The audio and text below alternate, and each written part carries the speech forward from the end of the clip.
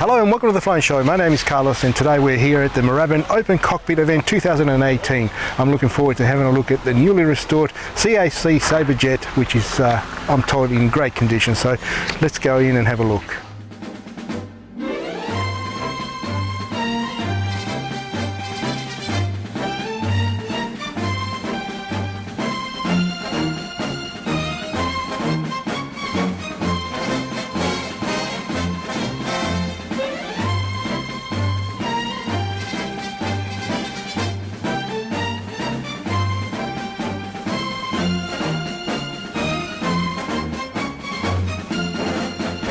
Now, Ashley Briggs, it's such a pleasure to meet you and thank you so much for giving us a bit of your time here today.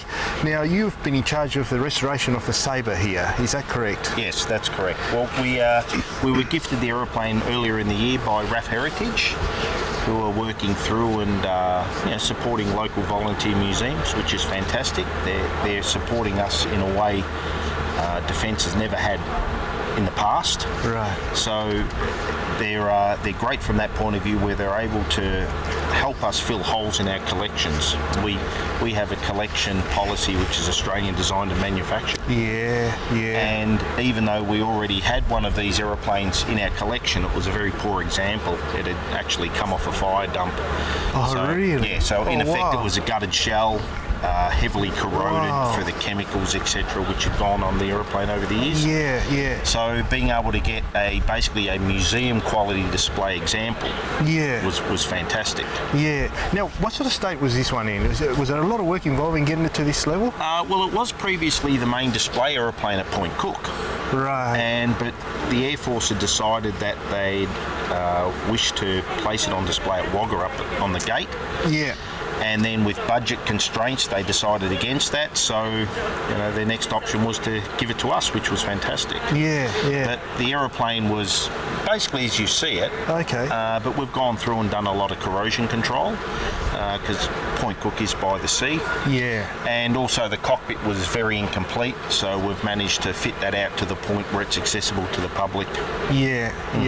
That's brilliant. And I mean, what a great aircraft to have on collection. I mean, it's such an historic aircraft. I mean, it's probably the best Sabre ever made. I mean, the Australian, type, yes, the version, yes, absolutely. Yeah. And I mean, the fact that it was built a few miles from here, at Fisherman's Bend. That's right. By the Commonwealth Aircraft Corporation. Yeah. And this particular aeroplane spent most of its life as a trials aeroplane with Ardu. Right. Okay. And this early on, the aeroplane suffered from cracking around the noses of around the blast tubes. Oh, right. Yeah. And this was the aeroplane which they did all the experimentation on and overcome that deficiency the aeroplane had. Right. So hence there's patches on both sides of the aeroplane. Right. How brilliant. And one of our team who actually helped restore the aeroplane serviced the aeroplane in service during the 50s and 60s. Oh, no way. Yeah. Oh, how small gorgeous. world. How gorgeous is that? How beautiful is that? Because this is the fully improved version of the derivative of the F-86. Yes. It's got a Rolls-Royce Avon fitted, which the aeroplane was completely redesigned. Yeah. And airframe and engine were built here at Port Melbourne by the Commonwealth Aircraft Corporation, a company which is no longer with us. No, that's right, unfortunately. And is it subsonic or supersonic? Supersonic in a dive. Oh, okay. In a shallow dive. Yeah, okay. Because it's probably not the first aircraft to break the sound barrier, was it? Well, it's a bone of contention. The official one is Chuck Yeager in the Bell X-1. This airplane and this pilot are about to be the first ever to fly faster than the speed of sound in level flight. The historic plane, the XS-1, earned a resting place in the Smithsonian Institution. But supposedly George Welsh, who was a North American test pilot, stuck one in a shallow dive and broke the sound of, the speed of sound just prior. So this is around the 1948s or 1947? Yes. Yeah, okay. Well, isn't that interesting? That's fascinating. But these served us from the mid-50s up until the early 70s. Yeah. And then the airframes, which were still airworthy, were gifted to Malaysia and Indonesia, and they used them for another 10 odd years. Yeah. So they had a long service life. Definitely. And a really big welcome relief for the troops in Korea. I mean, they were struggling with the Mustangs against the MiGs, and Yes. these fellas came along, or the F-86 came along, and it Even made up the odds. Yeah, even up the odds. Or probably better the odds, actually, or something like 25-2 kill ratio or thereabouts. Yeah. So, yeah, no, an incredible aircraft. Yeah, it's so good to see it here. Yeah. It's so great to see it Oh, here. we're tickled pink to basically have a good example. Definitely. And one which we can allow people access so they Yeah. can actually sit in, a jet fighter cockpit. Yeah. And it's a great one because it's a shallow cockpit because they're sitting on the air duct here. Oh, So is the that right? kids, it's great for the kids. Yeah, absolutely brilliant. Now, and look, it looks in such great condition. So I have to ask, how far is it from getting it airworthy? No, it'd be Is a it long really, way. Is it really? Oh, yeah. Is it just not feasible at all, or From our point of view, no, because we do have one aeroplane airworthy in our collection. Actually, funnily enough, it's a little home built, and it's the last aeroplane built by CAC. Oh, yes. Their apprentices built it in the late 70s. Single engine, single seater. I think. Yeah, it's called a Pasmani. That's it. Yes. And we acquired it off the previous owner several years ago.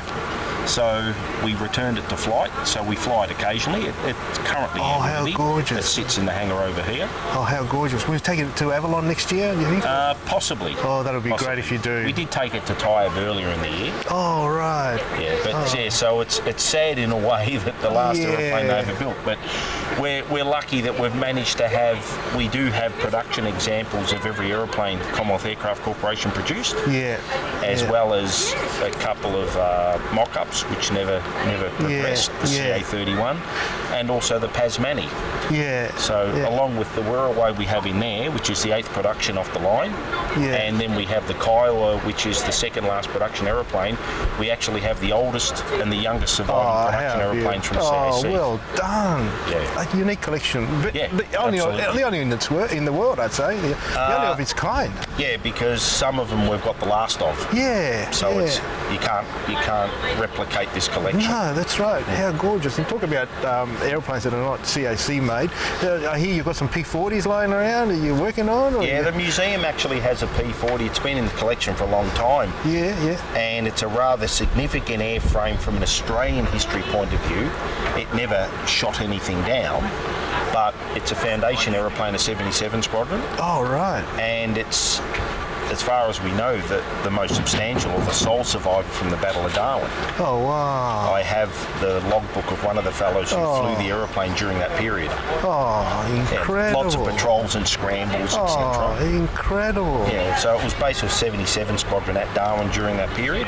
Right, Then after that, it ended up as a training aid at the showgrounds in Melbourne, so Royal Melbourne Showgrounds. No way. That is amazing. So again, like I said, the Australian history content is fantastic. It is, absolutely. Yeah. What a great place to visit. What a great place to be at.